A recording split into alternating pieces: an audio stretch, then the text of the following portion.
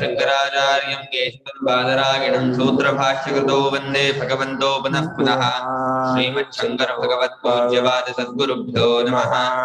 वेदं सच्चिदानन्दं यतिवर्यं महामतिं वेदवेदान्तसारथ्यं सद्गुरुं प्रणतोऽस्म्यहं सदाहं सम्प्रदायज्ञं संयमीन्द्रं सदाश्रयं सद्गुरुं सच्चिदानन्दं सदाचारं समाश्रये। श्री श्री श्री सच्चिदानन्देन्द्र सरस्वती महासद्गुरुभ्यो नमः। अधीहि भगवो ब्रह्म। ನಿನ್ನೆ ಏನಾಯ್ತು?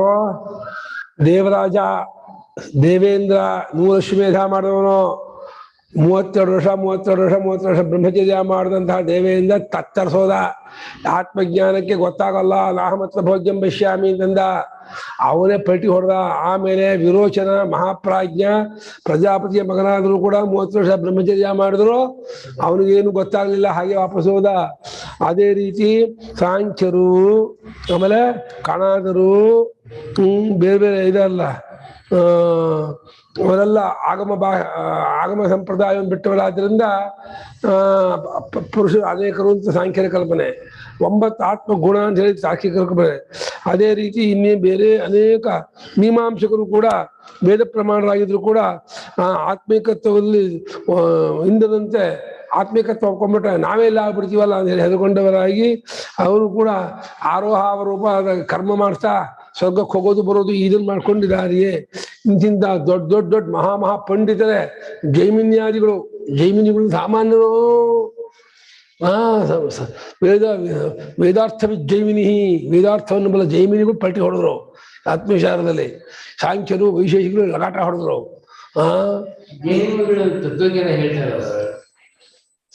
ಕರ್ಮಕಾಂಡ ಅವರು ವೇದವಿ ಜೈಮಿನಿ ಸ್ವಯಂ ಅಂತ ಕಥಂ ವೇದವಿ. ಇಷ್ಟಲ್ಲ ಹೀಗೆಲ್ಲ ಆದ್ಮೇಲೆ ಇವಾಗ ನಮ್ಗೆ ಹೇಳ್ತಾರೆ ಕಿಮನ್ಯೇ ಕ್ಷುದ್ರಜಂತವಃ ವಿವೇಕಹೀನಾಃ ಸ್ವಭಾವತ ಏವ ಬಹಿರ್ವಿಷಯಾಪಹೃತ ಚೇತಸಃ. ನಮ್ಮನ್ನೆಲ್ಲ ಕ್ಷುದ್ರ ಜಂತುಗಳು ಅಂತ ಇದ್ದಾರೆ. ಕ್ಷುದ್ರಾದ ಕೀಳಾದ ಜಂತುಗಳು ಅಂದ್ರೆ ಇನ್ಸೆಕ್ಟ್ಸ್, ವರ್ಮ್ಸ್. ನಾವೆಲ್ಲ ವರ್ಮ್ಸ್ ಅಂತೆ, ಇನ್ಸೆಕ್ಟ್ ಅಂತೆ, ಕ್ರಿಮಿಗಳಂತೆ ನಾವು. ಇಂಥ ಮಹಾ ಪಂಡಿತರು ಮಹಾಪ್ರಾಜ್ಞರೇ ಲಗಾಟ ಹೊಡೆದ್ರು, ಅವರಿಗೆ ಗೊತ್ತಾಗಲಿಲ್ಲ ಅಂದ್ರೆ ಕಿಮನ್ಯೆ ಕ್ಷುದ್ರ ಜಂತವ.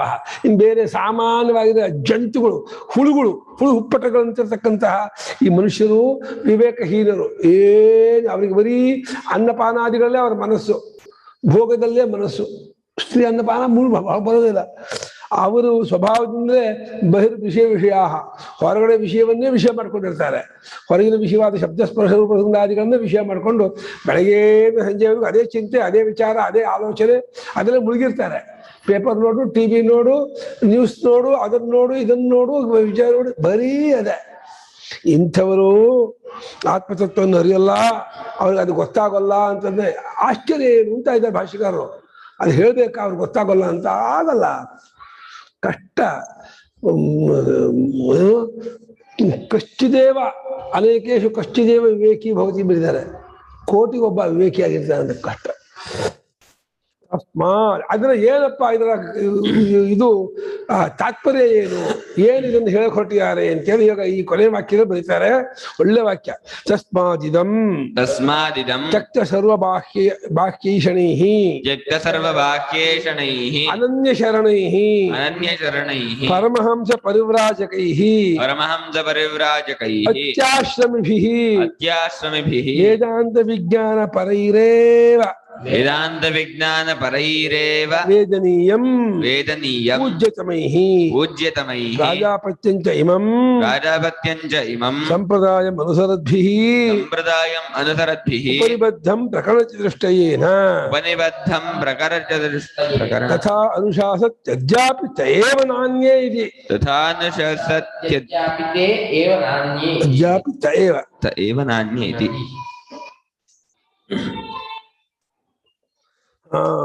ಆದ್ರಿಂದ ಏನಪ್ಪ ಉಪಸಂಹಾರ ಅಂದ್ರೆ, ಯಾರು ಹೊರಗಿನ ಎಲ್ಲಾ ಏಷಗಳನ್ನ ಬಿಟ್ಟಿದಾರೋ, ತ್ಯಕ್ತಾಹ ಬಾಕೀಷಣಾಃ ಏಭ್ಯಾತೆ ತ್ಯಕ್ತಬಾಕೀಷಣಾಃ ತ್ಯಕ್ತ ಸರ್ವಬಾಕೀಷಣ ಸರ್ವಾಶ್ಚತೆ ಬಾಹ್ಯಾಶ್ಚ ಸರ್ವಬಾಹ್ಯಾಃ ಬಾಹ್ಯಾನಾಂ ಏಷಣಾ ಬಾಹ್ಯೇಷಣ ತ್ಯಕ್ತಾಹ ಬಾಕೀಷಣಾಃ ಏಭ್ಯಃ. ಎಲ್ಲಾ ಹೊರಗಿನ ಬಯಕೆಗಳನ್ನೆಲ್ಲ ಯಾರು ಬಿಟ್ಟಿರ್ತಾರೋ, ಇದು ಒಂದು ಕ್ವಾಲಿಫಿಕೇಶನ್. ವೇದಾಂತಕ್ಕೆ ನೀವು ಎಂಟರ್ ಆಗ್ಬೇಕಾದ್ರೆ ಎಲ್ಲ ಆಸೆಗಳನ್ನೆಲ್ಲ ಬಿಟ್ಟು ಬಂದಿದ್ದೀರಾ, ನಿಮ್ಗೆ ಇದೇ ನೋಡ್ಕೊಳ್ಳಿ, ಮನಸ್ಸು ನೋಡ್ಕೊಳ್ಳಿ. ಸಮಸ್ತ ಆಸೆಗಳನ್ನ ತೊರೆದವರಾಗಿದ್ರೆ you can come, you can study, you can get the jnana. Otherwise ಸುಮ್ಮನೆ ಟೈಮ್ ಪಾಸು, ಏನ್ ಸಂಸ್ಕಾರ ಅಷ್ಟೇ. ಸಮಸ್ತ ಹೊರಗಿನ ಏಷಗಳನ್ನ ಬಿಟ್ಟವರಾಗಿರ್ಬೇಕು. ಒಂದು ಅನನ್ಯ ಶರಣೈ, ಬಹಳ ಇಂಪಾರ್ಟೆಂಟ್ ವರ್ಡ್ ಇದು. ಇನ್ನೊಂದಕ್ಕೆ ಶರಣರಾಗದೆ ಯಮೇ ವೈಷವೃತೆ ಅಂತ ಹೇಳಿ ಆತ್ಮಜ್ಞಾನಕ್ಕೆ ಶರಣರಾದವರು, ಭಗವಂತನಿಗೆ ಶರಣರಾದವರು. ನ ಅನ್ಯ ಶರಣಾಹ ಅನನ್ಯ ಶರಣಾಹ ತೈಹಿ. ಇನ್ನೊಂದಕ್ಕೆ ಶರಣರಾಗದವರು ಅಂದ್ರೆ ಹೊರಗಿನ ಯಾರೇ ವ್ಯಕ್ತಿಗಳಿಗಾಗಲಿ ವಸ್ತುಗಳಿಗಾಗಲಿ ಲೋಕಾಂತಕ್ಕಾಗಲಿ ಕರ್ಮಕ್ಕಾಗಲಿ ಶರಣರಾಗದೆ ಆತ್ಮಜ್ಞಾನಕ್ಕೆ ಶರಣರಾಗಿದ್ದಾರೆ, ಪರಮಾತ್ಮ ಶರಣರಾಗಿದ್ದಾರೆ. ಅವರು ಅನನ್ಯ ಶರಣರು. ಭಕ್ತ್ಯಾಮಾಮ ವಿಜಾನಾತಿ ಏನಾದ್ರು ಅನನ್ಯ ಶರಣರಾಗಿದ್ದು. ಅಷ್ಟೇ ಅಲ್ಲ, ಇನ್ನೊಂದು ಕ್ವಾಲಿಫಿಕೇಶನ್ ಪರಮಹಂಸ ಪರಿವ್ರಾಜಕೈಹಿ. ಅಬ್ಬಾ ಏನ್ ನಮ್ಮ ಇದು ಅಬ್ಜೆಕ್ಟಿವ್. ಪರಮಹಂಸಾಶ್ಚತೆ ಪರಿವ್ರಾಜಕಾಹ. ಪರಮಹಂಸರಾದ ಪರಿವ್ರಾಜಕರಲ್ಲಿ ಕೋಟೀಚಕ ಬಹುದಕ ಹಂಸ ಅಲ್ಲ, ಪರಮಹಂಸ ಆಗು ಅಂದ್ರೆ ಆತ್ಮಜ್ಞಾನಕ್ಕೆ ಫುಲ್ ಡೆಡಿಕೇಟ್ ಮಾಡಿಕೊಂಡಂತ ಲೈಫು. ಅದಕ್ಕೆ ಧ್ಯಾನ ಯೋಗ ಪರೋ ನಿತ್ಯಂ ಅನ್ನುವ ಗೀತಾ ವಾಕ್ಯಕ್ಕೆ ಶಂಕರಾಚಾರ್ಯರು ವ್ಯಾಖ್ಯಾನ ಮಾಡುವಾಗ ನಿತ್ಯ ಗ್ರಹಣಂ ಜಪ ತಪಾದಿ ಅನ್ಯ ಕರ್ತವ್ಯ ಅಭಾವ ಪ್ರದರ್ಶನಾರ್ಥಂ. ನೀನು ಓಂಕಾರ ಜಪವನ್ನು ಮಾಡಬೇಡ, ತತ್ವ ಚಿಂತನೆಯಲ್ಲೇ ಇರು, ಆತ್ಮವಿಚಾರ ಮಾಡು. ಅಥ ಕೋಹಂ ಅಸ್ಮಿ ಅಂದ್ರೆ ಆತ್ಮವಿಚಾರವನ್ನೇ ಸರ್ವದಾ ಮಾಡು. ತದೀಯೋ ಧರ್ಮಶ್ಯ ವದಮಾದಿ ತದ್ವ್ಯತಿಕ್ರಮೇ ತಸ್ಯ ಪ್ರತ್ಯವಾಯ. ಅವರು ಪರಮಹಂಸ ಪರಿವ್ರಾಜಕರು. ಅತ್ಯಾಶ್ರಮಿಗಳು ಒಂದು ಇನ್ನೊಂದು ವಿಷಯ ಕೊಟ್ಟರು. ಅತ್ಯಾಶ್ರಮಿನೇನ ಅತ್ಯಾಶ್ರಮಿ ಪರಮಂ ಪವಿತ್ರಂ ಪ್ರೋವಾತ ಸಮ್ಯಕ್ ಗೃಹಸಂಘ ಜುಷ್ಟಂ ಅಂತ ಶ್ವೇತಾಶ್ವೇತರ ಎಲ್ಲ ಆಶ್ರಮಧರ್ಮರು ಕೊಡ್ಕೊಂಡ್ಬಿಟ್ಟಿದ್ದಾರೆ. ಎಲ್ಲಾ ವ್ಯವಸ್ಥೆಗಳು ಕೊಡ್ಕೊಂಡು ಯಾವ ಪ್ರಾಪಂಚಿಕ ಇದಕ್ಕೆ ಲಿಂಗವಿಲ್ಲದೆ ಪ್ರಾಪಂಚಿಕ ಯಾವ ಗುರುತದೆ ಅವ್ಯಕ್ತ ಲಿಂಗೋ ಅವ್ಯಕ್ತ ಆಚಾರ ಗೂಢಧರ್ಮಾಶ್ರಿತ ಎಲ್ಲೋ ಕಾಡು ಮೇಡಲ್ಲಿ ಎದ್ಕೊಂಡು ನಗ್ನಚರಿಯೋ ಕೋಪಿನದಲ್ಲೋ ಇರ್ತಾರೆ ಕೊಬ್ಬಿ ಹಾಕೊಂಡು. ಗ್ರಾಮಕ್ಕೆ ಅನ್ನಕ್ಕಾಗಿ ಯಾವಾಗಲೋ ಬರ್ತಾರೆ, ಮಧ್ಯಾಹ್ನವೋ ಸಂಜೆನೋ ರಾತ್ರಿಯೋ ಯಾವಾಗಲೂ ಬರ್ತಾರೆ. ಯಾರತ್ರ ಏನು ಮಾತಾಡೋದಿಲ್ಲ, ಏನನ್ನು ಕೇಳೋದಿಲ್ಲ, ಏನು ಕೊಟ್ಟರು ಅದನ್ನ ಗಮನಿಸ್ಕೊಳ್ಳ, ತಿಂತಾರೆ ಹೋಗ್ತಾ ಇರ್ತಾರೆ. ಸರ್ವದಾ ಅವ್ರ ಮನಸ್ಸು ನಂದತಿ ನಂದತಿ ನಂದತಿ ಆತ್ಮಾರಾಮರಾಗಿ ಅಂದಾಗಿರ್ತಾರೆ. ಅಂತ ಅತ್ಯಾಶ್ರಮಿಗಳಾದವರು ಮತ್ತು ವೇದಾಂತ ವಿಜ್ಞಾನದಲ್ಲಿ ಮುಳುಗಿದವರು. ಪರರುನೇನೋ ನಿಮಗ್ನ ಆಯ್ತ ಸಹ. ವೇದಾಂತ ವಿಜ್ಞಾನ ನಾಮ ವೇದಾಂತ ನಾಮ ಉಪನಿಷದ ತತ್ರ ಉತ್ತಮ ವಿಜ್ಞಾನ ನಾಮ ಆತ್ಮಿಕತ್ವ ಜ್ಞಾನಂ ತತ್ರ ಪರಾಹ ಇತ್ಯುಕ್ತೆ ತತ್ರ ನಿಮಗ್ನ ಆಯ್ತ ಸಹ. ಉಪನಿಷತ್ತು ಹೇಳ್ತಕ್ಕಂತಹ ಆತ್ಮಿಕತ್ವ ವಿಚಾರದಲ್ಲಿಯೇ ತಮ್ಮನ್ನು ಫುಲ್ ಡೆಡಿಕೇಟ್ ಮಾಡ್ಕೊಂಡಿದ್ದಾರೆ. ಸರ್ವದ ಆಸುಪ್ತೆ ರಾಮೃತೆ ಕಾಲಂ ನಯೇ ವೇದಾಂತ ಚಿಂತೆಯ ನದ್ಯಾ ನಾವಸರಂ ಕಿಂಚಿತ್ ಕಾಮಾದೀನಾಂ ಮನಕ್ ಅಪಿ ಮನಕ್ ಕಿಂಚಿದಪಿ ಕಾಮಾದೀನಾಂ ಅವಸರಂ ನ ದದ್ಯಾತ್. ಈ ರೀತಿ ಇದ್ದವರು ಒಳ್ಳೆ ವಿಶೇಷಣ. ಸನ್ಯಾಸಿಗಳಿಗೆ ಚಾಟಿಯಟ್ ಹೊಡಿತಾ ಇದ್ದಾರೆ. ಈ ರೀತಿ ಇದ್ದೀರಾ ಸನ್ಯಾಸಿಗಳು, ನೀವು ಯಾವ ರೀತಿ ಇದ್ದೀರಾ, ಸಮಸ್ತ ಭಾಷೆಗಳನ್ನೆಲ್ಲ ತೊರೆದಿದ್ದೀರಾ, ನಿಮ್ಮ ಹೃದಯ ನೋಡ್ಕೊಳ್ಳಿ. ಬರೀ ಕಾಯಿ ಬಟ್ಟೆ ಹೊಟ್ಟರೆ ಆಗಲಿಲ್ಲ, ಸಮಸ್ತ ಭಾಷೆ ವಿಶೇಷ ಬಿಟ್ಟಿರ್ಬೇಕು, ಅನನ್ಯ ಶರಣರಾಗಿರ್ಬೇಕು. ಯಾವುದೇ ಮನೆಯನ್ನಾಗಲಿ ದುಡ್ಡನ್ನಾಗಲಿ ವ್ಯಕ್ತಿಗಳನ್ನಾಗಲಿ ಆಶ್ರಯಿಸ್ಕೊಳ್ಳೋದೇನೇ ಭಗವಂತನನ್ನೇ ಆಶ್ರಯಿಸ್ಕೊಂಡವರಾಗಿರ್ಬೇಕು. ಪರಮಹಂಸ ಪರಿವ್ರಾಜಕರಾಗಿರ್ಬೇಕು. ಗ್ರಾಮೀಕರ ಹತ್ರ ಹೋಗ್ತಾ ಇರ್ಬೇಕು, ಎಲ್ಲೂ ಇರಬಾರ್ದು ನಿಲ್ಬಾರ್ದಂತೆ. ನಡೀತೀರಿ, ಯಾರಿಗೂ ಸಿಗ್ಬೇಡಿ, ಎಲ್ಲಿ ಹೋದ್ರು ಗೊತ್ತಾಗ್ಬೇಡಿ, ಯಾರಿಗೂ ಕಾಣಿಸ್ಕೋಬೇಡಿ. ಒಬ್ಬೊಬ್ಬ ಆಶ್ಚರ್ಯ ಇದು. ಮತ್ತು ಅತ್ಯಾಶ್ರಮಿಗಳು ಯಾವ ವರ್ಣಾಶ್ರಮ ಧರ್ಮವನ್ನು ಕೊಡಕೊಂಡು ಆತ್ಮಚಿಂತೆ ಮುಗಿದ್ದಾರೆ. ಸರ್ವಬಂಧನ ವಿನಿರ್ಮುಕ್ತ, ಎಲ್ಲಾ ಬಂಧನದಿಂದ ಕಾಚಿಕೊಂಡವರು. ಅಷ್ಟೇ ಅಲ್ಲ, ವೇದಾಂತ ವಿಜ್ಞಾನದಲ್ಲಿ ಮುಳುಗಿರುವರು. ಪೂಜ್ಯ ತಮರಂತವರು ಭಾಷ್ಯಕಾರರು ಅವ್ರಿಗೊಂದು ವಿಶೇಷ ಕೊಟ್ಟರು. ಪೂಜ್ಯಾಹ ಪೂಜ್ಯ ತರಾಹ ಪೂಜ್ಯ ತಮಾಹ, ಅತ್ಯಂತ ಪೂಜನೀಯರಂತೆ. ಆ ಮಹಾತ್ಮನ ದರ್ಶನ, ಅವನ ಸ್ಪರ್ಶನ, ಅವನೊಡನೆ ಸಂಭಾಷಣ, ಅದೇ ಭಗವಂತನ ಹಕ್ಕ ಸಂಭಾಷಣೆ ಮಾಡಿದಾಗೆ.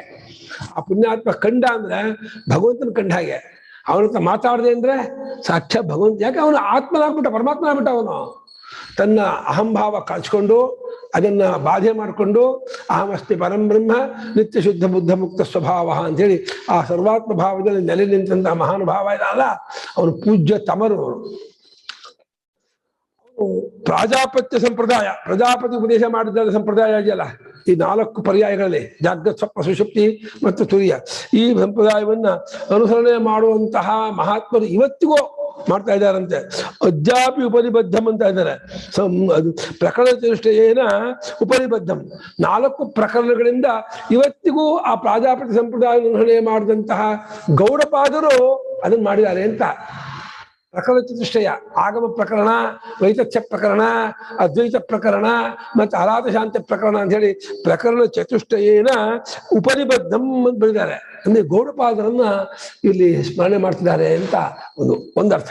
ಅದ ಪ್ರಕರಣ ಚತುಷ್ಟಯನ ಇಲ್ಲಿಂದೇ 4 ಪ್ರಕರಣ, ಯಾವುದೋ ಜಾಗ್ರತ್, ಸ್ವಪ್ನ, ಸುಷುಪ್ತಿ ಮತ್ತೆ ತುರಿಯ ಪ್ರಕರಣ ಅಂತ ಮಾಡ್ಬೋದು. ಪ್ರಕರಣ ಚತುಷ್ಟಯ ಅಂದ್ರೆ ಸ್ವಾಮಿಗಳ ಟಿಪ್ಪಣಿಯಲ್ಲಿ ಇದು ಗೌಡಪಾದ ಸೂಚನೆ ಇದೆ ಅಂತ ಬರೆದಿದ್ದಾರೆ.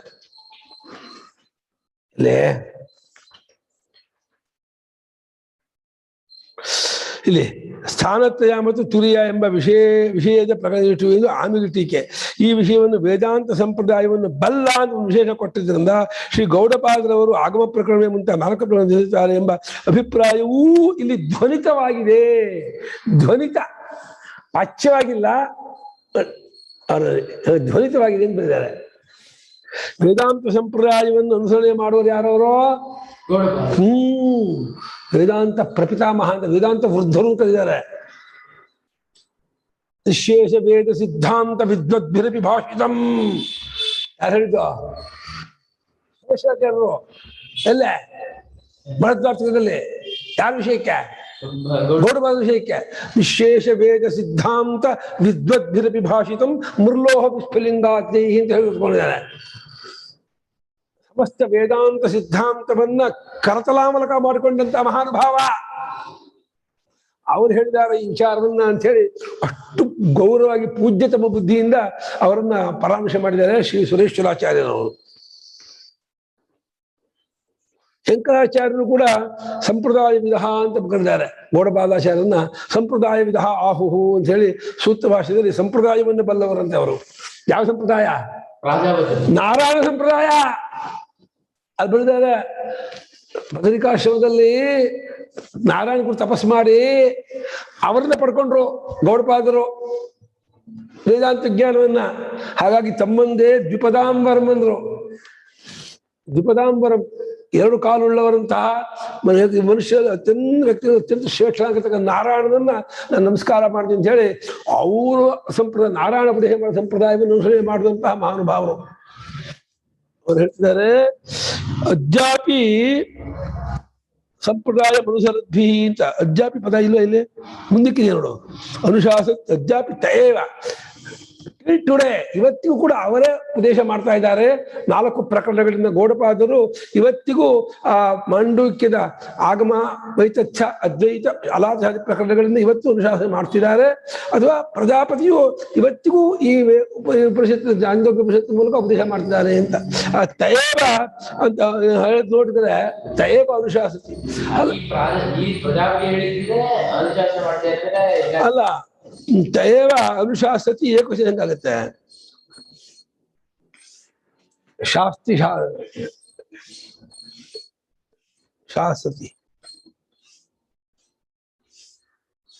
ಅನುಶಾಸಂತಿ ಬೇಡವಾ? ತಯೇವ ಅನುಶಾಸತಿ ಅಂದ್ರೆ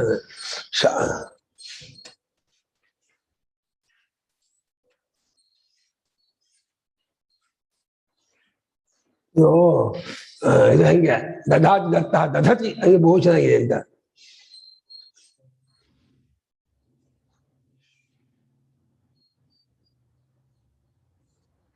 ಆಗಲ್ಲಪ್ಪ, ಅನುಶಾಸತಿ ಬಹುಜನ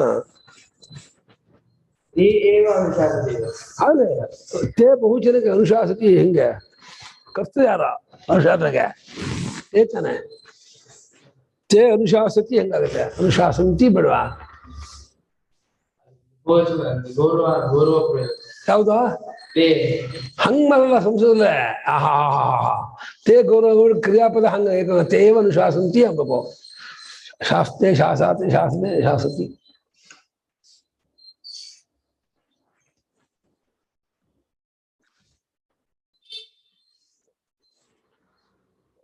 ಅನುಶಾಸತಿ ಸಂಪ್ರದಾಯ ಮಾಡ್ಕೋಬೇಕು. ಸಂಪ್ರದಾಯ ಅದ್ಯಾಪಿ ಅನುಶಾಸತಿ ತಯೇವ ಅನುಶಾಸಂತಿ ನಿನ್ನ ಧ್ಯಾನ ಮಾಡ್ಕೋಬೇಕು. ಸಂಪ್ರದಾಯವು ಅದನ್ನೇ ಅನುಶಾಸನೆ ಮಾಡ್ತಾ ಇದೆ, ಹಾಗೆ ಅವರೇ ಆ ಸಂಪ್ರದಾಯ ಅನುಸರಣೆ ಮಾಡುವಂತ ಮಹಾತ್ಮನ ಅನುಶಾಸನೆ ಮಾಡ್ತಿದ್ದಾರೆ ಅಂತ ಹೇಳಿ ಒಂದು ಕ್ರಿಯಾಪದವನ್ನು ಧ್ಯಾನ ಮಾಡ್ಕೋಬೇಕಾಗತ್ತೆ. ಹೊಂದಲ್ಲ ಇದು. ಪ್ರಾಜಾಪತ್ಯ ಸಂಪ್ರದಾಯವನ್ನು ಅನುಸರಣೆ ಮಾಡುವಂತಹ ಪೂಜ್ಯತಮರಿಂದ ಉಪನಿಬದ್ಧಂ ರಚನೆ ಮಾಡಲ್ಪಟ್ಟಿದೆ. ಯಾವುದರಿಂದ? ಪ್ರಕರಣ ಚತುಷ್ಟಯದಿಂದ. ನೋಡಿ, ಪ್ರಾಜಾಪತ್ಯಂ ಸಂಪ್ರದಾಯಂ ಅನುಸರದ್ಭಿ ಪೂಜ್ಯತಮೈ ಉಪನಿಬದ್ಧಂ ಪ್ರಕರಣ ಚತುಷ್ಟಯೇನ ಇತ್ಯನ್ವಯ. ಪ್ರಾಜಾಪತ್ಯ ಸಂಪ್ರದಾಯವನ್ನು ಅನುಸರಣೆ ಮಾಡುವಂಥವರಾದ ಪೂಜ್ಯತಮರಾಗಿರ್ತಕ್ಕಂಥ ಗೌಡಪಾದರುಗಳಿಂದಲೂ ಈ 4 ಪ್ರಕರಣದಿಂದ ಹಳೆಯಲ್ಪಟ್ಟಿದೆ ಇದು ಒಂದು ಅರ್ಥ ಮಾಡ್ಬೋದು. ಅಥವಾ ಪ್ರಜಾ ಸಂಪ್ರದಾಯ ಪ್ರಜಾಪತಿ ಉಪದೇಶ ಮಾಡಿದ್ದಾದ ಪ್ರಕರಣ ಚತುಷ್ಟಯ ಅಂದ್ರೆ ಸ್ಥಾನ ಚತುಷ್ಟಯ, ಜಾಗೃತ್ ಸ್ವಪ್ನ ಸುಷುಪ್ತಿ ಮತ್ತು ತುರಿಯ ಅಂತ ಹೇಳಿ ಹಾಗೂ ಮಾಡ್ಕೋಬಹುದು. 2 ಕಡೆಗೂ ಫ್ಲೆಕ್ಸಿಬಲ್ ಆಗಿದೆ ಈ ವಿಶೇಷಣ.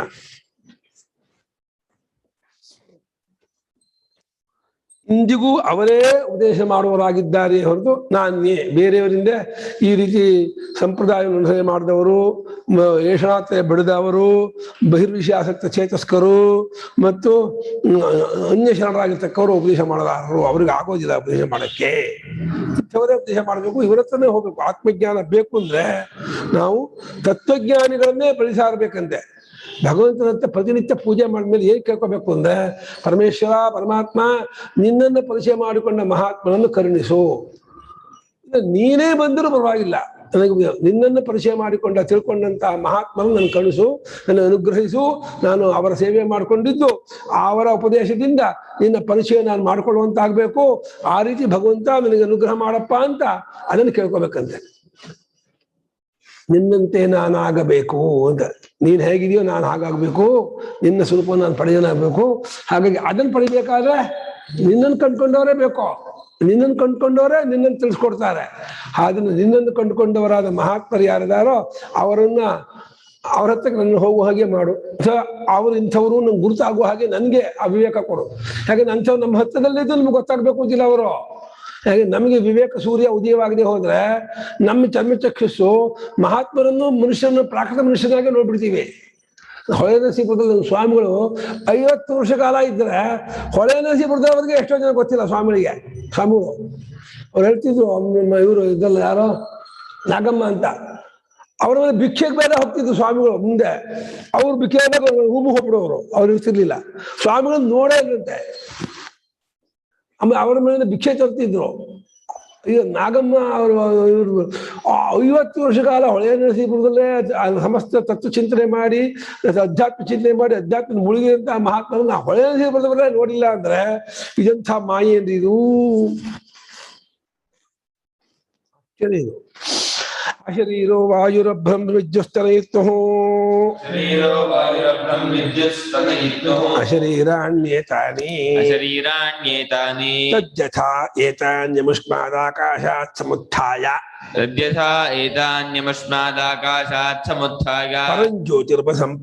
ಪರಂಜ್ಯೋತಿರುಪಸಂಪದ್ಯ ಸ್ವೇನ ರೂಪೇಣ ಅಭಿನಿಷ್ಪದ್ಯಂತೆ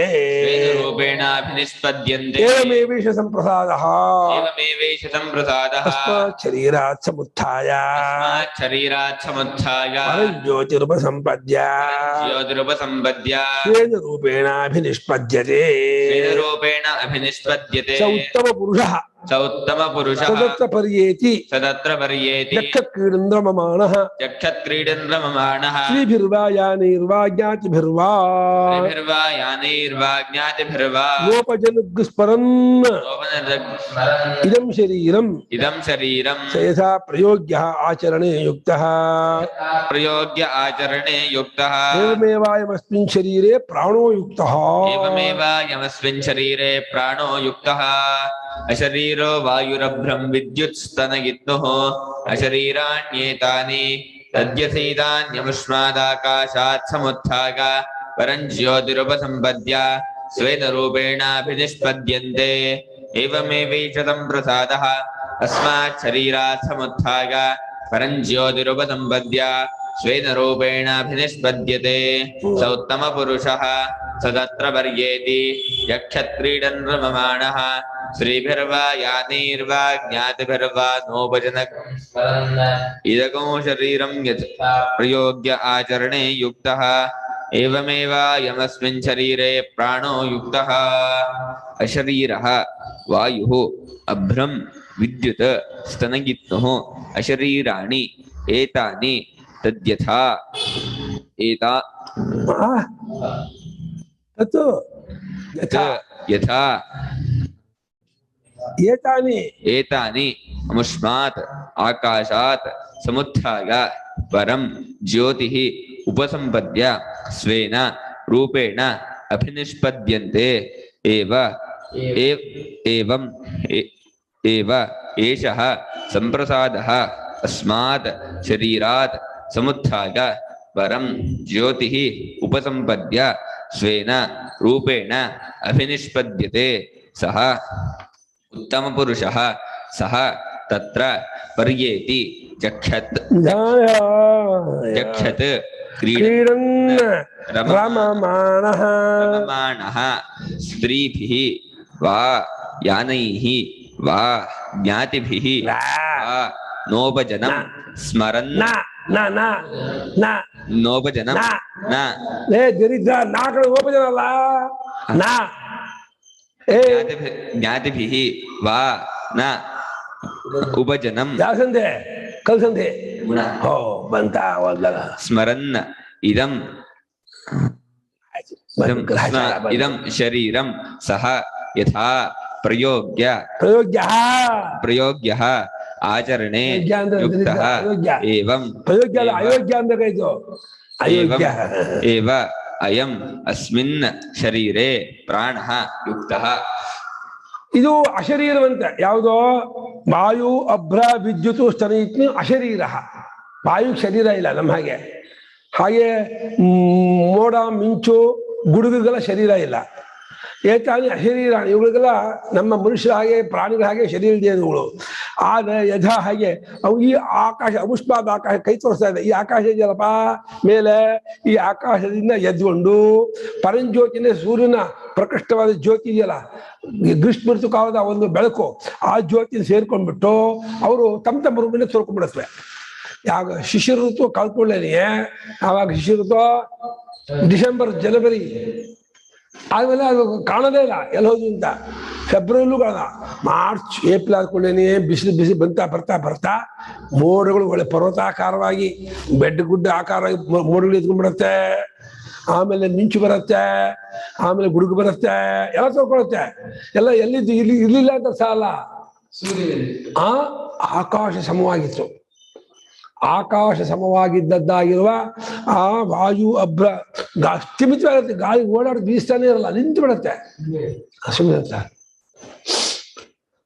ಈ ಆಕಾಶ ಪ್ರತ್ಯಕ್ಷವಾದ ಭೌತಿಕವಾದ ಆಕಾಶದಿಂದ ಎದ್ಗೊಳುತ್ತೆ ಯಾವಾಗ ಪರಂಜ್ಯೋತಿ ರೂಪ ಸಂಪದ್ಯ ಅಂದ್ರೆ ಸೂರ್ಯನ ಅತ್ಯಂತ ಹೆಚ್ಚಿನದಾದಂತಹ ತಾಪವನ್ನು ಸೇರಿಕೊಂಡು ತಮ್ಮ ರೂಪದಿಂದ ತೋರ್ಕೊಂಡ್ಬಿಡುತ್ತವೆ ಯಾವಾಗ ಗ್ರೀಷ್ಮ ಋತುವಿನಲ್ಲಿ ಗ್ರೀಷ್ಮ ಋತು ಬಂತು ವೈಶಾಖ ಜ್ಯೇಷ್ಠ ಬಂತು ಎದ್ಕೊಂಡ್ಬಿಡುತ್ತೆ ಮೋಡಗಳು ಮಿಂಚುಗಳು ಗುಡುಗುಗಳು ಮಳೆ ಗಾಳಿ ಇದೇ ರೀತಿ ಈ ಸಂಪ್ರಸಾದನು ಯಾವ ಸಂಪ್ರಸಾದ ಜೀವನೆಂಬ ಸಂಪ್ರಸಾದನು ಈ ಶರೀರದಿಂದ ಅಂದ್ರೆ ಈ ಪ್ರತ್ಯಕ್ಷವಾದ ಪಾಂಚಭೌತಿಕ ಶರೀರದಿಂದ ಬಿಟ್ಟದ್ದು ಅಂದ್ರೆ ಇಲ್ಲಿ ವಿವೇಕದಿಂದ ಬಿಟ್ಟದ್ದು ಅಂತ ಒಂದರ್ಥ ಸುಷುಪ್ತಿಯಲ್ಲಿ ಬಿಟ್ಟು ಹೋಗ್ತಾನೆ ಆದ್ರೆ ಅದು ಮುಖ್ಯ ಅಲ್ಲ ತತ್ವಜ್ಞಾನದಿಂದ ಬಿಟ್ಕೊಂಡವನಾಗಿ ತನ್ನದಾದ ಪರಂಜ್ಯೋತಿ ಇದೆಯಲ್ಲ ಪರಮಾತ್ಮ ಜ್ಯೋತಿ ರೂಪ ಅದನ್ನ ಸೇರಿಕೊಂಡು ತನ್ನದಾದ ತಯಾರಾದವನಾಗ್ತಾನೆ ಅಂತ ಹೇಳ್ತಾ ಇದೆ ಶ್ರುತಿ ಪದ್ಧತಿ ಅವನು ಉತ್ತಮ ಪುರುಷ ಈಗ ಪರರೂಪ ಪತ್ತಿ ಪಡ್ಕೊಂಡ್ಬಿಟ್ಟಿದ್ದಾನೆ ದೇಹೇಂದ್ರ ಮನೋಬುದ್ಧಿ ರೂಪ ಪಡ್ಕೊಂಡ್ಬಿಟ್ಟು ನಾನು ಪ್ರಮಾತೃ ನಾನು ಜೀವ ನಾನು ಸಂಸಾರಿ ನಾನು ಕರ್ತ ಭೋಕ್ತ ವರ್ಣಾಶ್ರಮ ಧರ್ಮೋಪೇತ ಅಂತ ಮಾಡ್ಕೊಂಡ್ಬಿಟ್ಟಿದ್ದಾನೆ ತನ್ನ ನೈಜ ರೂಪ ಮಾಡಿಸ್ಕೊಂಡ್ಬಿಟ್ಟಿದ್ದಾನೆ ಹೇಗೆ ಆ ಶಿಶಿರ ಋತುವಿನಲ್ಲಿ ಈ ವಾಯು ಇದು ಮೋಡ ಮಿಂಚು ಗುಡುಗು ತಮ್ಮ ರೂಪ ಕಾಕೊಂಡ್ಬಿಟ್ಟಿರುತ್ತೋ ಅದೇ ರೀತಿ ಇವನು ತನ್ನ ರೂಪ ಕಾಕೊಂಡ್ಬಿಟ್ಟಿದ್ದಾನೆ ದೇಹಂಜಮನೋಬುದ್ಧಿ ಸೇರ್ಕೊಂಡ್ಬಿಟ್ಟು ಅದೇ ಹೇಗೆ ಗ್ರೀಷ್ಮ ಋತು ತೋರ್ಕೊಳುತ್ತೋ ಅದೇ ರೀತಿ ಜ್ಞಾನದಿಂದ ತನ್ನ ರೂಪ ತೋರ್ಕೊಳ್ತಾ ಇದಕ್ಕೆ ಪರಂಜ್ಯೋತಿಯನ್ನು ಸೇರ್ಕೊಂಡವನಾಗಿ ಅವನು ತನ್ನ ರೂಪ ತಯಾರಾಗ್ತಾನಲ್ಲ ಅವನು ಉತ್ತಮ ಪುರುಷ ಈ ಉತ್ತಮ ಪುರುಷ ಕಂಡ್ಕೊಂಡಂಥವನು ಮತ್ತೆ ಸಹ ಅವನು ತತ್ರ ಅಂದ್ರೆ ಆ ಬ್ರಹ್ಮಲೋಕದಲ್ಲಿ ಪರಿಗೇಟಿ ಓಡಾಡ್ತಾ ಇರ್ತಾನಂತೆ. ಅವನು ಓಡಾಡ್ತಾ ಇರಲ್ಲ, ಯಾರಾದ್ರೂ ಬ್ರಹ್ಮಲೋಕದಲ್ಲಿ ಜಕ್ಕಕ್ಕಿಳಿದ ಮಮಾನ ಮಾಡ್ತಾ ಇದ್ದ ಆರ್ಗುಲಿ ಇವನೇ ಓಡಾಡ್ತಿರ್ತಾನೆ ಅಂತ ಹೇಳ್ತಾ ಇದೆ. ಬ್ರಹ್ಮಲೋಕದಲ್ಲಿ ಬ್ರಹ್ಮ ದಹರೋಪಾಸಕರು ಅಲ್ಲಿನ ಸ್ತ್ರೀಯಾದಿಗಳೊಡನೆ ಸಂತೋಷ ಪಡ್ತಾ ಇದ್ರೆ, ಕುಣಿತಾ ಇದ್ರೆ, ತಿರುಗ್ತಾ ಇದ್ದೆ, ತಿಂತಾ ಇದ್ದೆ, ನಗ್ತಾ ಇದ್ರೆ, ಇವನು ಕೂಡ ಎಲ್ಲಾ ರೂಪವನ್ನು ಸರ್ವಾತ್ಮ ಭಾವ ಪಡ್ಕೊಂಡಿದ್ದರಿಂದ ಇವನು ಆ ರೂಪದಿಂದಲೂ ಮಾಡ್ತಾ ಇರ್ತಾನೆ ಅಂತ. ಆ ರೂಪ ಏನ್ ವಿಶೇಷ ಅಂತಂದ್ರೆ ಎಲ್ಲಾ ರೂಪದಿಂದಲೂ ಅವನೇ ಇರೋನು, ಆ ರೂಪ ಬಿಟ್ಟು ಏನು ಶ್ರುತಿ ಈ ಯಕ್ಷಕ್ಕಿಂತ ಮಾಡತ್ತೆ ಅಷ್ಟು ದೊಡ್ಡ ವಿಚಾರ ಹೇಳ್ಬಿಟ್ಟು ಸಣ್ಣ ಸಿಲ್ಲಿ ಹುಡುಗಿ ವಿಚಾರ ತಂದ್ಬಿಡ್ತಪ್ಪ. ಅದ್ಯಾವ ಕೆಟ್ಟ ವಿಚಾರ ದೊಡ್ಡ ವಿಚಾರ ಪರಂಜ್ಯೋತಿ ಸಂಪಜ್ಞಾನ ಬಿಟ್ಟು ಮತ್ತೆ ಈ ಹುಡುಗಿ ಚಟ ಹೋಗೋದಿಲ್ಲ ಶ್ರುತಿಗೂ. ಆ ಹುಡುಗಿ ಚಟ ಏನು ಅದೇ ಕೆಟ್ಟ ಚಟ ಹಾಕೊಂಡ್ಬಿಟ್ಟಿದೆ. ನೋಡು ಶ್ರುತಿ ಯಾವ್ದಕ್ ಬೇಕಪ್ಪ, ಸ್ತ್ರೀಭಿರ್ವಾಹ ಯಾವ್ದಕ್ ಬೇಕಪ್ಪ ಈ ಪ್ರಸಂಗ, ಸ್ತ್ರೀಭಿರ್ವಾಹ ಯಾನಿರ್ವಾಹ ಅಂತ ತತ್ವಜ್ಞಾನ ಪಡ್ಕೊಂಡು ಈ ಹೆಂಗಸ ಹುಡುಗಿ ಬೇಕಾ ಕೆಟ್ಟ ವಾಸನೆ ಕೆಟ್ಟ ದರಿದ್ರ ಏನು ಅದಕ್ಕಿಂತ ಹೆಚ್ಚು ಆನಂದ ಇಲ್ಲ. ಅದ್ ಭಾಳ ಆನಂದ ಏನು ಅನ್ಕೊಂಡಿದ್ಯೋ ಹೋಗು ಅಲ್ಲೇ ಹೆಂಗಿದ್ದಾರ. ಸ್ತ್ರೀಯೊಡನೆ ಆಗಲಿ, ಯಾನ ಅಂದ್ರೆ ವಾಹನ, ಜ್ಞಾತಿಗಳು ಅಲ್ಲಿ ಯಾವ ರೀತಿ ಅವ್ರು ಓಡಾಡ್ಕೊಂಡಿದ್ದೆ ಇವನು ಎಲ್ಲಾ ರೀತಿಯಿಂದ ಸರ್ವಾತ್ಮ ಭಾವನೆ ಓಡಾಡ್ಕೊಂಡಿರ್ತಾರೆ. ಅವನು ಉಪಜನಂ ಇದಂ ಶರೀರಂ ನ ಸ್ಮರನ್ ಅಂತ. ಉಪಜನವಾದ ಅಂದ್ರೆ ಸ್ತ್ರೀ ಪುರುಷರಿಂದ ಹುಟ್ಟಿದಂತಹ ಈ ಶರೀರವನ್ನ ಸ್ಮರಣೆ ಮಾಡಿಕೊಳ್ಳದೆ. ಉಪಜನ ಅಂದ್ರೆ ಶರೀರಕ್ಕೆ ಹೆಸರು. ಯಾಕೆ? ಉಪ ಅಂದ್ರೆ ಸಮೀಪದಿಂದ ಸ್ತ್ರೀ ಪುರುಷರು ಸೇರಿಕೊಂಡು ಉಂಟಾದದ್ದು, ಜನನೇ ಉಂಟಾದದ್ದು. ಯಾವುದೋ ನಮ್ಮ ಶರೀರ, ಅಂದ್ರೆ ಈ ಶರೀರಕ್ಕೆ ಉಪಜನ ಅಂತ ಕರೀತಾರೆ. ಉಪಜನಂ ಇದಂ ಶರೀರಂ ನ ಸ್ಮರನ್. ಉಪಜನವಾದ ಈ ಶರೀರವನ್ನ ಸ್ಮರಣೆ ಮಾಡಿಕೊಳ್ಳದೆ ಮರ್ಸ್ಬಿಡ್ಬೇಕಂತೆ. ಶರೀರ ಜ್ಞಾಪಿಸ್ಕೋಬಾರ್ದು. ಹೇಗಪ್ಪ ಅಂದ್ರೆ ಹಾಗಾದ್ರೆ ಶರೀರ ಹೇಗಿರುತ್ತೆ? ಪ್ರಯೋಗ್ಯ ಅಂದ್ರೇನು? ಹೂಡಿ ಅಭ್ಯಾಸ ಆಗಿರುವಂತಹ ಎತ್ತು ಅಥವಾ ಕುದುರೆ, ಗಾಡಿಗೆ ಅಥವಾ ಇದಕ್ಕೆ ಬಂಡಿಗೆ ಹೂಡಿ ಅಭ್ಯಾಸ ಆಗಿರುವಂತಹ ಎತ್ತು ಕುದುರೆ ಯಾವ ರೀತಿ ಆಚರಣೆ ಕೂಡಲೇನೆ 9 ಗಂಟೆಗೆ ಜಮೀನು ಹೋಗಿ ನಿಂತ್ಕೊಂಡ್ಬಿಡತ್ತೆ. ಸಂಜೆ ಹೂಡಿ ಕೂಡಲೇನೆ ಸೀದಾ ಮನೆ ಹತ್ರ ಬಂದು ನಿಂತ್ಕೊಂಡ್ಬಿಡತ್ತೆ. ಅದಕ್ಕೆ ಅಷ್ಟೇ ಗೊತ್ತು. ದಿನ ಆ ರೈತ 9 ಗಂಟೆಗೆ ತಿಂಡಿ ತಿನ್ಕೊಂಡು ಆ ಟಿಫಿನ್ ಕ್ಯಾರಿಲಿ ಮಧ್ಯಾಹ್ನ ಬುತ್ತಿ ಎಲ್ಲ ಹಾಕೊಂಡು ಗಾಡಿ ಹೂಡಿ ಕೂಡಲೇ ಬೆಳಗ್ಗೆ ಹುಲ್ಲು ನೀರು ತೋರಿಸಿರ್ತಾನೆ, ಹಿಂಡಿ ಹಾಕಿರ್ತಾನೆ. 9 ಗಂಟೆ ಆದ್ಕೊಳ್ಳೇನೆ ತಾನು ತಿಂಡಿ ತಿನ್ಬಿಟ್ಟು ಬುತ್ತಿ ಕಟ್ಕೊಂಡ್ಬಿಟ್ಟು ಅಂತ ಹೇಳ್ಬಿಟ್ಟು ಎತ್ತನ್ನು ಕಟ್ಕೊಂಡು ನೊಗ ಕಟ್ಟಿ ಕೂತ್ಕೊಂಡ ಅಂದ್ರೆ ನೇರ ಹೋಗಿ ಜಮೀನು ಹೋಗಿ ನಿಂತ್ಕೊಳುತ್ತೆ ಮನೆಗೆ. ಅದೇನು ಮಾಡೋದಕ್ಕಾಗಿಲ್ಲ. ಹಾಗೆ ಸಂಜೆ 5:30 6 ಗಂಟೆ ಆದ್ಕೊಳ್ಳೇನೆ ಕೆಲಸ ಮುಗಿಸ್ಕೊಂಡು ಏನು ಹುಲ್ಗಿಲ್ಲೋ ಏನೋ ತರಕಾರಿ ಗಿರ್ಕಾರಿಯೋ ಹಣ್ಣೋ ಏನೇನೋ ಆ ಜಮೀನು ಇದ್ದನ್ನೆಲ್ಲ ಆ ಗಾಡಿ ಮೇಲೆ ಹಾಕೊಂಡ್ಬಿಟ್ಟು ಗಾಡಿ ಹೂಡ್ದ ಅಂದ್ರೆ ಸೀದಾ ಮನೆ ಬಂದು ನಿಂತ್ಕೊಳತ್ತೆ. ಅದು ಒಂದು ರೀತಿ ಮೆಕ್ಯಾನಿಕ್ ಆಗಿ ಮಾಡ್ತಾ ಇರತ್ತೆ, ಅದಕ್ಕೇನಿದಿಲ್ಲ. ಅದೇ ರೀತಿ ಈ ದೇಹ, ತತ್ವಜ್ಞಾನಿಯ ದೇಹ ಒಂದು ಭೂಯೋಭ್ಯಾಸ ಏನಿದೆ, ಬಾಲ್ಯದಿಂದಲೂ ಇವ್ರಿಗೆ ಏನೋ ತಿನ್ನೋದು, ಕುಡಿಯೋದು, ಮಲಗೋದು ಇದೆಲ್ಲ ಮಾಡ್ತಾ ಇರುತ್ತೆ. ರೊಟ್ಟಿನಾಗಿ ಮಾಡ್ತಾ ಇರತ್ತೆ ಹೊರತು ಅದ್ರ ಮನಸ್ಸಿಲ್ಲ ಅದಕ್ಕೆ.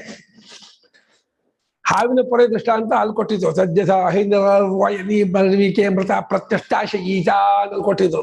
ಹಾವಿನ ಪೊರೆ ಹೇಗೆ ಬಿದ್ಕೊಂಡಿರುತ್ತೋ, ಬಿಸಿಲುಟ್ಟಿರ್ತಾನೋ ಅದೇ ರೀತಿ ಈ ಶರೀರನ ಬಿಸಿಲುಟ್ಟಿರ್ತಾನೆ ಅಂತ ಒಂದ್ ಕಡೆ ಹೇಳ್ತು. ಇಲ್ಲಿ ಪ್ರಯೋಗ್ಯಾಚರಣೆ, ಪಳಗಿದಂತಹ ಕುದುರೆಯನ್ನು, ಆನೆ, ಎತ್ತನ್ನು, ಆಚರಣ ಅಂದ್ರೆ ಗಾಡಿ, ಅದಕ್ಕೆ ಕೂಡಿಕೊಂಡದ್ದಾದಾಗ ಯಾವ ರೀತಿ ಅದು ಒಂದು ರೊಟ್ಟಿನಾಗಿ ಮಾಡ್ತಾ ಇರತ್ತೋ ಅದೇ ರೀತಿ ಈ ಶರೀರದಲ್ಲಿ ಪ್ರಾಣ ಕೂಡ್ಕೊಂಡಿರ್ತಾವಂತೆ. ಸುಮ್ಮನೆ ಪ್ರಾಣೇನ ರಕ್ಷನ್ನವರಂಕುಲಾಯಂ ಬಹಿಷ್ಕುಲಾಯಾದ ಮೃತಶ್ಚರಿತ್ವಾ ಅದ ಅಲ್ವಾ? ಕೇಳಿದ್ವಾ? ಎಲ್ಲೇ ಅಬ್ಬಬ್ಬ ಮುಂದಕ್ಕೆ ಪ್ರಾಣನಿಕ ಕಟೋರ್ ಸೇರ್ಕಲ್ಲ ಕಣೋ. ಮುಂದೆ ಇದು ಬೃಹದಾರಣ್ಯಕ.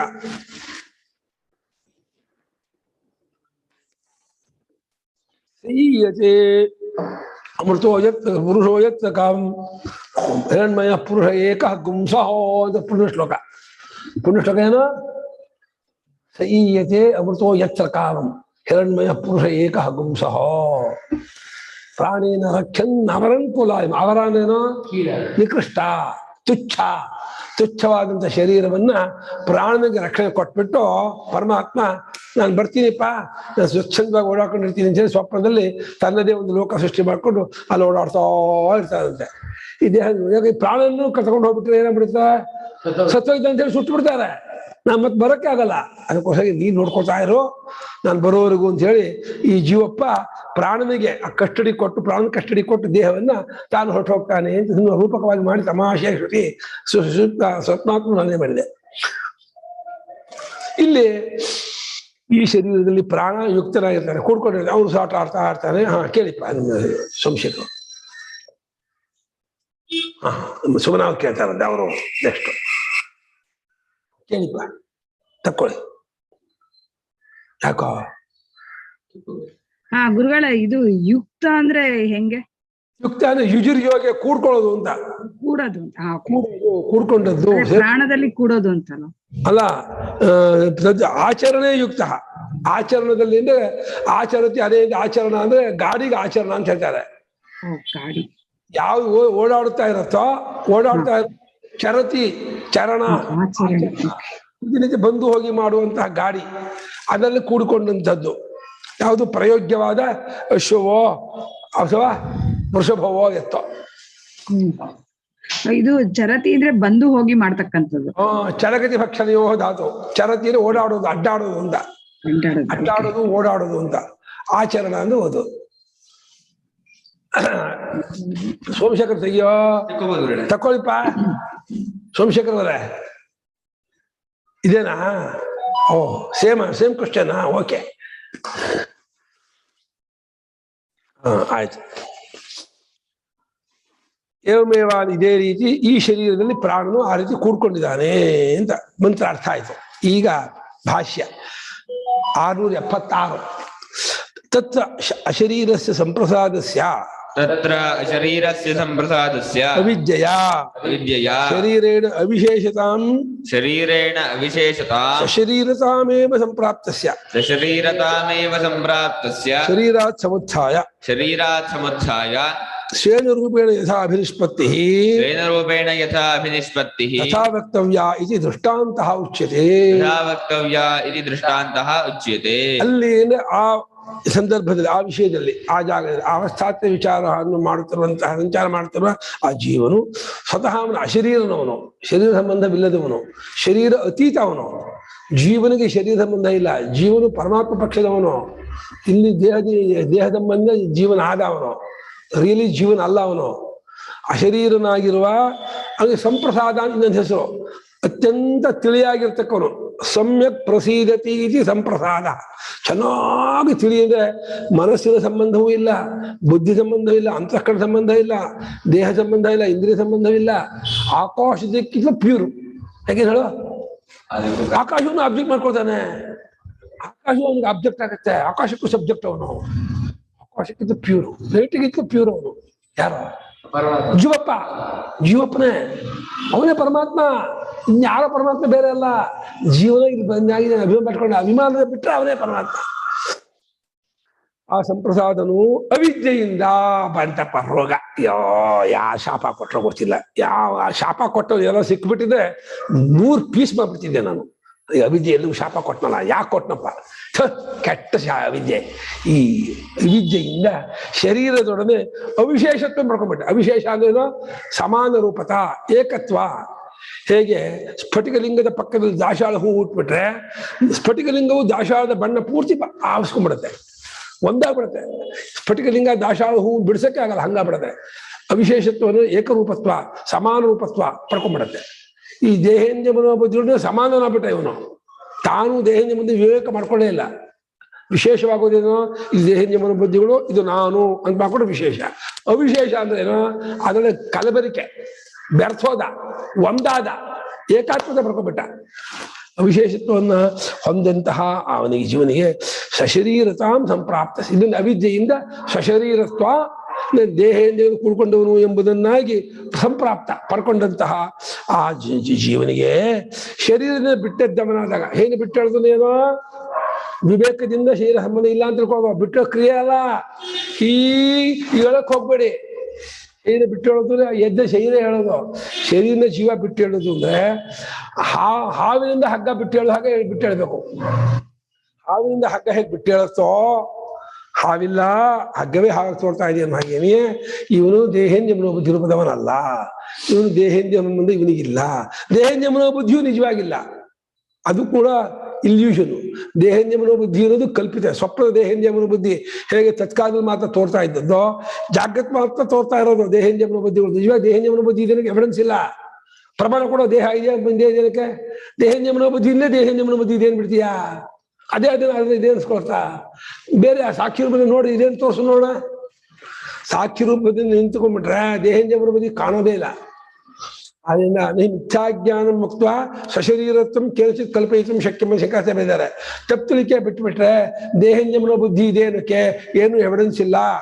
ಅಲ್ಲಿ ಹಾವಿದೆ ಅನ್ನೋಕ್ಕೆ ತಪ್ಪುಳಿಕೆ ಬಿಟ್ಟರೆ ಬೇರೆ ಹೇಗೆ ಏನು ಪ್ರಮಾಣ ಇಲ್ಲವೋ, ದೇಹೇಂದ್ರಿಯ ಮನೋಬುದ್ಧಿ ಇದೆ ಅನ್ನೋಕ್ಕೆ ತಪ್ಪುಳಿಕೆಯೇ ಕಾರಣ.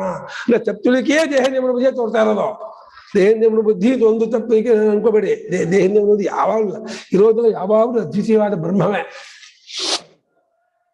ಆ ದೇಹೇಂದ್ರಿಯ ಬುದ್ಧಿಯೊಡನೆ ಸಶರೀರತ್ವವನ್ನು ಪಡ್ಕೊಂಡಂತಹ ಜೀವನಿಗೆ ವಿವೇಕದಿಂದ ದೇಹದಿಂದ ಬಿಟ್ಟೇಳೋದು ಅಂತಾಗಿ ತನ್ನದಾದ ರೂಪದಿಂದ ತಯಾರಾದವನಾಗ್ತಾನೆ ಅಂತ ಒಂದು ರೂಪಕ ಅದು. ಇವು ನಕ್ಷತ್ರಗಳು ಹಗಲ ಹೊತ್ತಿನಲ್ಲಿ ಕಾಣ್ತಾ ಇರಲ್ಲ, ಮರೆಯಾಗಿರುತ್ತೆ. ರಾತ್ರಿ ಆಗುತ್ತಲೇ ತೋರ್ಕೊಂಡ್ಬಿಡುತ್ತೆ. ಇಲ್ಲದೆ ಇದ್ದ ತೋರ್ಕೊಳ್ತಾ ಇದ್ದ ತೋರ್ಕೊಳ್ತಾ ಇದ್ದೋ ಸೂರ್ಯನ ಬೆಳಕಿಂದ ಕಾಣ್ತಿರ್ಲಿಲ್ಲ. ಸೂರ್ಯ ಮರೆಯಾದ ತೋರ್ಕೊಳ್ತು. ಹಾಗೆ ಇವನಿಗೆ ಅಶರೀರತ್ವ, ಸ್ವಯಂ ಜ್ಯೋತಿಷ್ವ ಮತ್ತೆ ಸಂಪ್ರಸಾದತ್ವ ಸ್ವಭಾವದಲ್ಲೇ ಇರೋದು. ದೇಹೇಂದ್ರಿಯ ಮನೋಬುದ್ಧಿಯ ಸಂಪರ್ಕದಿಂದ ಅದಿಲ್ಲೋನೋ ಅನ್ನೋ ಹಾಗೆ, ಮರೆಯಾಯ್ತೋ ಅನ್ನೋ ಹಾಗೆ, ಅದೇನು ಕಲ್ಸ್ಕೊಂಡ್ಬಿಟ್ಟು ಹಾಗೆ ಆ ರೀತಿ ಆದಂತಹ ಅದಕ್ಕೆ ತನ್ನದಾದ ರೂಪದಿಂದ ತಯಾರಾಗುವಿಕೆ ಅನ್ನೋದು ಯಾವ ರೀತಿ ಅಂತ ಕೇಳಿದ್ರೆ ಅದಕ್ಕೊಂದು ದೃಷ್ಟಾಂತವನ್ನು ಹೇಳ್ತೀನಿ. ಶ್ರುತಿ ಹೊರಟಿದೆ. ಇದ್ದದ್ದೇ ತೋರ್ಕೊಳ್ಳೋದು ಅಂತ, ಇಲ್ಲದ್ದಲ್ಲ ಅಂತ. ಶರೀರೋ ವಾಯು ಶರೀರೋ ವಾಯು ವಾಯುರ್ನಾಮ ಯಹ ಅಸ್ತಿ. ವಾಯು ಅಂತ ಏನಿದೆ ಅವನಿಗೆ ಶರೀರವಿಲ್ಲ, ನಮ್ಮ ಹಾಗೆ ಇಲ್ಲ. ಅದು ವಾಯು ಸ್ಥಿಮಿತ ಆಗಿಬಿಟ್ರೆ ಏನೋ ಗಾಳಿ ಬೀಸ್ತಾನೆ, ಒಂದು ಎಲೆನೂ ಅಲ್ಲಾಡ್ತಿಲ್ಲ ಕಣ, ನಿಂತು ಬಿಟ್ಟಿದೆ ಪ್ರಕೃತಿ. ಉಸಿರಾಟ ಆಡೋಕೆ ಎಷ್ಟೋ ಅಷ್ಟು ಗಾಳಿ ಇದೆಯಾ ಹೊರತು ಏನು ಗಾಳಿಯೇ ಇಲ್ಲ ಅಂತ. ಅಶರೀರೋ ವಾಯು ಅವಿದ್ಯಮಾನಂ ಶಿರಃಪಾಣ್ಯಾದಿಮಚ್ಛರೀರಂ ಅಸ್ಯ ಇತಿ ಅಶರೀರಃ. ವಿದ್ಯಮಾನಂ ಶಿರಃಪಾಣ್ಯಾದಿಮಚ್ಛಿರಂ ಅಸ್ಯ ಇತಿ ಅಶರೀರಃ. ಶಿರಃಪಾಣ್ಯಾದಿಮತ್ ಶರೀರಂ, ತಲೆ ಕೈಕಾಲುಳ್ಳದು ಶರೀರ. ಅದು ಯಾವನಿಗಿಲ್ಲವೋ ಆ ಈತನು ಈ ಜೀವನು, ಅಥವಾ ಇಲ್ಲಿ ಈತನು ಈ ವಾಯುವು. ಈ ವಾಯುವು ಅಶರೀರನು. ಈ ಕಾಂಟೆಕ್ಸ್ಟ್ ಅಲ್ಲಿ ವಾಯು ತಲೆ ಕೈಕಾಲು ಇಲ್ಲದೆ ಇರ್ತಕ್ಕದ್ದಾಗಿರೋ ಈ ವಾಯುವಿಗೆ ಹೆಸರೇನು? ಅಶರೀರ. ಅವಿದ್ಯಮಾನಂ ಶರೀರಂ ಅಸ್ಯ. ಹಾಗೆ ಕಿಂಚ ಅಭ್ರಂ ವಿದ್ಯುತ್ ಸ್ತನಯಿತ್ನು ಇತ್ಯೇತಾನಿ ಚ ಅಶರೀರಾಣಿ. ಕಿಂಚ ಅಭ್ರಂ ವಿದ್ಯುತ್ ಸ್ತನಯಿತ್ನು ಇತ್ಯೇತಾನಿ ಚ ಅಶರೀರಾಣಿ. ಮತ್ತು ಅಭ್ರ ಅಂದ್ರೇನು? ಯಾಕೆ? ಆಪಹ ಇಲ್ಲ, ಆಪ ಆಪಸ್ತಿ ಭೂಮಿ ವಾರಿ ನೀರನ್ನ ಹೊತ್ಕೊಂಡಿದೆ. ಆಪಹ ಭರಂತಿ ಅಭ್ರಾಹ, ಆಪಹ ಭರತಿ ಅಭ್ರ. ಅಪ್ಪ ನೀರನ್ನು ಹೊತ್ಕೊಂಡಿದೆ ಅಂತ ಅಭ್ರ. ಅಭ್ರ ಅಂದ್ರೆ ಮೋಡ. ಸ್ತನ ಇತ್ತು ಅಂದ್ರೆ ಗುಡುಗು, ಸ್ತನ ಇದೆ ಇನ್ನು. ಆಮೇಲೆ ಎರಡನೇ ವಿದ್ಯುತ್, ಮಿಂಚು. ವಿದ್ಯುತ್ ಅಂದ್ರೆ ಮಿಂಚು, ಸ್ತನ ಇತ್ತು ಅಂದ್ರೆ ಗುಡುಗು, ಸ್ತನ ಇದೆ. ಇವುಗಳೆಲ್ಲ ಅಶರೀರಗಳಂತ. ಇದಕ್ಕೆ ಶರೀರ ಇಲ್ಲ. ಅದು ಗುಡುಗು ಮಾತಾಡುತ್ತೆ, ಅನ್ನತ್ತೆ ಗುಡುಗು. ಪ್ರಜಾಪತಿ ಗುಡುಗಿನ ರೂಪದಿಂದ ಉಪದೇಶ ಮಾಡ್ತಿದ್ದಾರೆ. ದಾಮ್ಯತ ದತ್ತ ದಯದ್ವಂ, ದಾಮ್ಯತ ದತ್ತ ದಯದ್ವಂ, ದಾಮ್ಯತ ದತ್ತ ದಯದ್ವಂ ಅಂತ ಹೇಳ್ತಾ ಇದ್ದಾನೆ. ಇವತ್ತಿಗೂ ಗಮನ ಮಾಡ್ರೋ, ದಯೆ ತೋರಿಸ್ರೋ, ದಾನ ಮಾಡ್ರೋ. ಹಂಗಿರ್ಬೇಡ್ರಿಕೊಂಡ್ರೋ, ಹಸುರಾಗಿರ್ಬೇಡ್ರಿಕೊಂಡ್ರೋ, ಕ್ರೂರಾಗಿರ್ಬೇಡಿ, ಭೋಗಿಗಳಾಗಿರ್ಬೇಡಿ, ಜುಪ್ಪಣರಾಗಿರ್ಬೇಡ್ರಿಕೊಂಡ್ರೋ, ದಾನ ಮಾಡ್ರೋ, ದಯೆ ತೋರಿಸೋ, ದಮ ಮಾಡ್ರೋ ಅಂತ ಇವತ್ತಿಗೂ ಪ್ರಜಾಪತಿ ಮೋಡದ ಮೂಲಕ ಅನುಶಾಸನೆ ಮಾಡ. ಅಶರೀರವಾಣಿ ಅದು. ತತ್ರ ಏವಂ ಸತಿ, ತತ್ರ ಏವಂ ಸತಿ, ತತ್ ಅಲ್ಲಿ ಈ ರೀತಿಯಾಗಲಾಗಿ ವೃಷಾದಿ ಪ್ರಯೋಜನಾವಸಾನೆ, ವೃಷಾದಿ ಪ್ರಯೋಜನಾವಸಾನೆ ಯಥಾ ಉಷ್ಮಾದಿತಿ ಭೂಮಿಷ್ಠಾ ಶ್ರುತಿ ಲೋಕ ಸಂಬಂಧಿನಂ ಆಕಾಶ ದೇಶಂ ವ್ಯಪದಿಶತಿ. ಇಲ್ಲಿ ಅಲ್ಲಿ ಈ ರೀತಿ ಇರುವಾಗ ಮಳೆ ಗರಿಯೋದೇ ಮುಂತಾದ ಪ್ರಯೋಜನ ನಿಂತೋಯ್ತು ಅಂತ ಆದ್ಮೇಲೆ ಮುಗಿದೋಯ್ತು. ಯಾವ ಶಿಶಿರ ಋತುವಿನಲ್ಲಿ ಏನ್ ಮಳೆ ಬರಲ್ಲ. ಇನ್ನೇನು ಅಕ್ಟೋಬರ್ ನವೆಂಬರ್ ಆಗ್ಬಿಟ್ರೆ ಮಳೆ ಬರಲ್ಲ. ನವೆಂಬರ್ ಡಿಸೆಂಬರ್ ಜಾನ್ವರಿ ಫೆಬ್ರವರಿ ಬಂದ್ಬಿಟ್ಟು 4 ತಿಂಗಳು ಮಳೆ ಬರಲ್ಲ, ಬಹಳ ಕಮ್ಮಿ. ಇನ್ಯಾವುದೋ ಚಿರಾಪುಂಜಿ ಇನ್ಯಾವುದೋ ಕಡೆ 300 ದಿವಸ ಮಳೆ ಬರಬೇಡಿ, ಅದು ಎಕ್ಸೆಪ್ಷನ್ನು. ಸಾಮಾನ್ಯವಾಗಿ ಜನರೆಲ್ಲ ಹೆಚ್ಚಾಗಿ ವಾಸ ಮಾಡುವಂತಹ ನಮ್ಮ ಭಾರತದಲ್ಲೆಲ್ಲ ಇರೋಲ್ಲ, ಕಮ್ಮಿ. ಅಲ್ಲಿ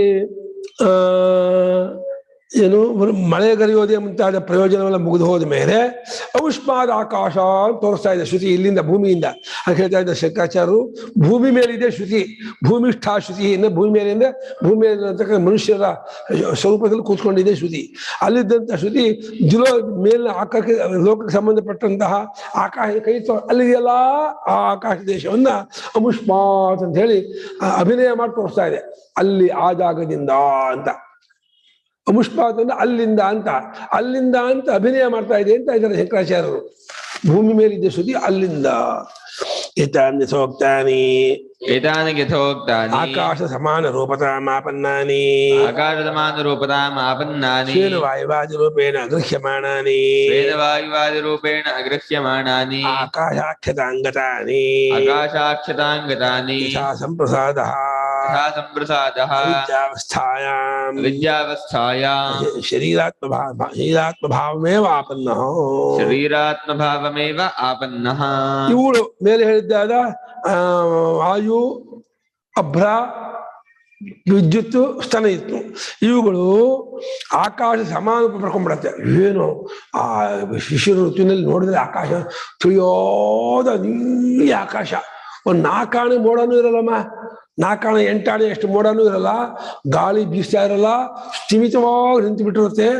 ಏನು ಮೋಡ ಎಲ್ಲ ಎಲ್ಲೋಯ್ತಾ? ಮಳೆಗಾಲದಲ್ಲಿ ಆ ಜುಲೈ ಆಗಸ್ಟಲ್ಲಿ ಏನು ಪರ್ವತಾಕಾರವಾಗಿ ಮೋಡ ಬರ್ತಾ ಇತ್ತಲ್ಲ, ಜೂನ್ ಜುಲೈ ಆಗಸ್ಟಲ್ಲಿ ಆ ಮೋಡ ಎಲ್ಲ ಎಲ್ಲೋಯ್ತು? ಗಾಳಿ ಬೀಸ್ತಲ್ಲ, ಗಾಳಿ ಏನಾಯ್ತು? ಮಿಂಚು ಗುಡುಗು ಇತ್ತಲ್ಲ, ಅದೆಲ್ಲ ಏನಾಯ್ತು? ಎಲ್ಲ ಆಕಾಶ ಸ್ವರೂಪವನ್ನು ಪಡ್ಕೊಂಡ್ಬಿಡ್ತು. ಆಕಾಶವೇ ಆಗ್ಬಿಡ್ತು ಅನ್ನೋ ಹಾಗೆ ಆಕಾಶಕ್ಕೆ ಸಮಾನ ರೂಪವನ್ನು ಪಡ್ಕೊಂಡಾಗಿ ತಮ್ಮ ವಾಯುವಾದಿ ರೂಪದ ತೋರದೇ ಇದ್ದು ಆಕಾಶಾಖ್ಯತ ಎಲ್ಲ ಆಕಾಶ ಅಂತ ಒಂದೇ ಹೆಸರು ನೋಡಿ. ಅಲ್ಲಿದೆ, ಸೂಕ್ಷ್ಮವಾಗಿದೆ, ನಮ್ಮ ಕಣ್ಣು ಕಾಣಲ್ಲ. ಹೇಗೆ ಈ ಸಂಪ್ರಸಾದನು ಯಾರೋ ಈ ಜೀವನು ಅವಿದ್ಯಾವಸ್ಥೆಯಲ್ಲಿ ಶರೀರಾತ್ಮ ಭಾವನೆ ಪಡ್ಕೊಂಡ್ಬಿಡ್ತಾವನೋ, ಹಾಗೆ ಅವುಗಳು ಆಕಾಶ ಸ್ವರೂಪ ಪಡ್ಕೊಂಡ್ಬಿಡುತ್ತೆ. ಉಲ್ಟಾ ಅದು, ವಾಯುವಾದಿಗಳು ಆಕಾಶ ರೂಪ ಪಡ್ಕೊಂಡ್ಬಿಡುತ್ತೆ, ಈ ಸಂಪ್ರಸಾದನು ಶರೀರ ರೂಪ ಪಡ್ಕೊಂಡ್ಬಿಡ್ತಾರೆ. ಅವುಗಳು ತಮ್ಮ ರೂಪ ಗ್ರೀಷ್ಮಋತು ಪಡ್ಕೊಳ್ತಾರೆ, ಇವನು ತನ್ನ ರೂಪವನ್ನ ಜ್ಞಾನದಿಂದ ಪಡ್ಕೊಳ್ತಾನೆ. ಈ ಸಂಪ್ರಸಾದನು ತನ್ನ ರೂಪವನ್ನು ಯಾವಾಗ ಪಡ್ಕೊಳ್ತಾನೆ? ಜ್ಞಾನದಿಂದ ಅಥವಾ ಸುಷುಪ್ತಿಯಲ್ಲಿ. ಅವುಗಳು ತಮ್ಮ ರೂಪವನ್ನು ಗ್ರೀಷ್ಮ ಋತುವಿನಲ್ಲಿ, ಆಕಾಶ ರೂಪವನ್ನ ಶಿಶಿರ ಋತುವಿನಲ್ಲಿ ಪಡ್ಕೊಳ್ತವೆ. ಶಿಶಿರ ಋತುವಿನಲ್ಲಿ ಏನು ಚಳಿ ಇರುತ್ತೆ, ಗಾಳಿ ಇರುತ್ತೆ. ಶಿಶಿರ ಋತುವಿನಲ್ಲಿ ಶಿಶಿರ ಬಸಂತ ಏನೋ ಅಂತಾರೆ. ತಥಾ ಭೂತಾನಿ ಅಮುಷ್ಮಾದ್ ಲೋಕ ಸಂಬಂಧಿನಃ ಆಕಾಶ ದೇಶಾತ್ ಸಮುತ್ತಿಷ್ಠಂತಿ ವರ್ಷಣಾದಿ ಪ್ರಯೋಜನ ಅಭಿನಿರ್ವೃತ್ತಯೇ ಅವುಗಳು ಆಕಾಶ ಸ್ವರೂಪವನ್ನು ಪಡ್ಕೊಂಡದ್ದಾದ ಅವುಗಳು ಮತ್ತೆ ಅದೇ ದ್ವಿಲೋಕ ಸಂಬಂಧವಾದ ಆಕಾಶದಿಂದ ದೇಶದಿಂದಲೇ ಮತ್ತೆ ಎದ್ಕೊಳ್ಳುತ್ತೆ. ಯಾತಕ್ಕೆ ಎದ್ಕೊಳ್ಳುತ್ತೆ? ಮಳೆ ಗರಿಯೋದೇ ಮುಂತಾದ ಪ್ರಯೋಜನ. ತುಂಬಾ ಕಾದು ಹೋಗ್ಬಿಟ್ಟಿದೆ ಭೂಮಿ 4 ತಿಂಗಳಿಂದ, ಎಲ್ಲಿಂದ ಡಿಸೆಂಬರ್, ಜನವರಿ, ಫೆಬ್ರವರಿ, ಮಾರ್ಚ್, ಏಪ್ರಿಲ್ ವರೆಗೂ ಕಾದು ಬೆಣ್ಣಾಗಿದೆ, ಚಳಿ ಇದು ಸೆಕೆ ಹೆಚ್ಚಾಗ್ಬಿಟ್ಟಿದೆ. ಈಗ ಮಳೆಗರಿಬೇಕು ಭೂಮಿಗೆ ಅಂತೇಳಿ ಮಳೆಗರಿಯೋದೇ ಮುಂತಾದ ಪ್ರಯೋಜನವನ್ನು ಉಂಟು ಮಾಡೋದಕ್ಕೋಸ್ಕರವಾಗಿ ಮತ್ತೆ ತಮ್ಮ ರೂಪ ಪಡ್ಕೊಳ್ತವೆ ಅವುಗಳು.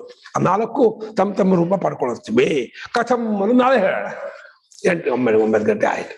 ಓಂ ಆಪ್ಯಾಯಂತು ಮಮಾಂಗಾನಿ ವಾಕ್ಪ್ರಾಣಶ್ಚಕ್ಷುಶ್ರೋತ್ರಮಥೋ ಬಲಮಿಂದ್ರಿಯಾಣಿ ಚ ಸರ್ವಾಣಿ ಸರ್ವಂ ಬ್ರಹ್ಮೋಪನಿಷದಂ ಮಾಹಂ ಬ್ರಹ್ಮ ನಿರಾಕುರ್ಯಾಂ ಮಾ ಬ್ರಹ್ಮ ನಿರಾಕರೋತ್.